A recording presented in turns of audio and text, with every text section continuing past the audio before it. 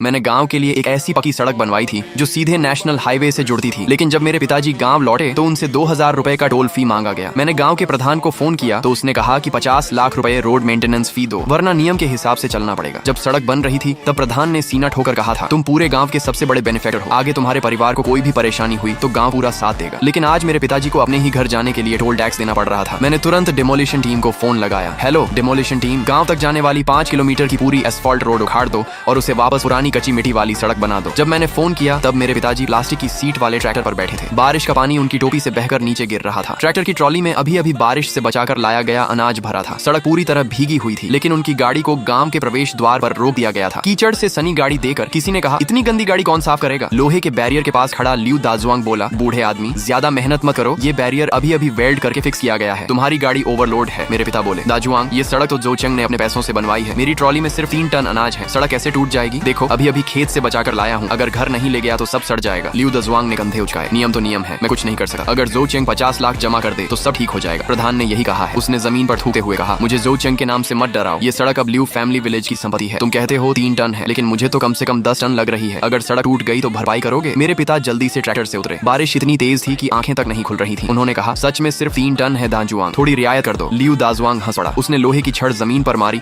और कीचड़ मेरे पिता की पैंट पर उछल गया। नियम तो नियम है, जाना है तो 2000 रुपए डैमेज फी दो। मेरे पिता चौंक गए। 2000? इस पूरे अनाज को बेचकर भी मुश्किल से कुछ पैसे मिलेंगे। पैसे नहीं है तो यहीं बारिश में खड़े रहो। ये कहकर लियू दाजुआंग सड़क किनारे बने गार्ड रूम में घुस गया और दरवाजा बंद कर लिया। मेरे पिता बारिश में भीगते हुए खिड़की पीटने लगे। बारिश और आंसू एक साथ बह रहे थे। दाजुआंग दरवाजा खोलो, प्रधान ने कहा था कि हम इस सड़क पर कभी भी आ जा सकते हैं। अंदर से लियू दाजुआंग की गुस्से भरी आवाज आई, भाग यहाँ से, तेरे रोने चिल्लाने से मुझे नींद नहीं आ रही। मैंने जब वीडियो कॉल में ये सब देखा तो मेरा गला भर आया। मेरे पिता बारिश में भीगे हुए एक बेबस इंसान की तरह बंद खिड़की के सामने खड़े थे। मैं दौड़ कर पहुंचा और उनके कंधे को संभाला। उनका पूरा शरीर कांप रहा था। उन्होंने मुझे देखते ही कहा, तू आ गया, वो मुझे जाने नहीं दे रहा, 2000 रुपए मांग रहा है। मैंने गार्ड रूम की तरफ देखा। मेरे अंदर गुस्से की आग भड़क उठी। ये वही सड़क थी जिसे मैंने 2 साल पहले 5 करोड़ नहीं बल्कि पूरे 50 लाख रुपए खर्च करके बनवाया था। गांव से एक पैसा भी नहीं लिया था। जब सड़क बन रही थी तब यही लियू दाजुआंग मेरे आगे पीछे घूमता था और मुझे गांव का गॉड ऑफ वेल्थ कहता था। आज उसी आदमी ने मेरे पिता को बारिश में खड़ा कर दिया था। मैं सीधे गार्ड रूम की तरफ गया और दरवाजा खोलकर चिल्लाया, लियू दाजुआंग बाहर निकल। दरवाजा खुला। वो मुझे ऊपर से नीचे तक देकर बोला, अरे बड़े बॉस वापस आ गए, लेकिन वापस आकर भी नियम मानने पड़ेंगे।